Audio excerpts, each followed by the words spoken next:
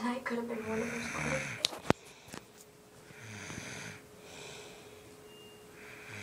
And he's not the one who ruined it.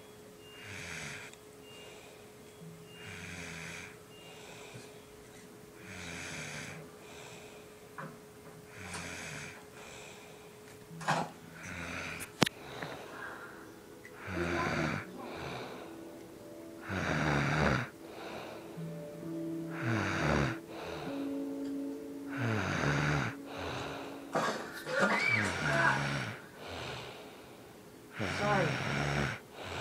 What are you doing? I must have hit the window. Why are you in the tree? I have to tell you something. Because my date's Don't go to prom. You're not seriously asking me that.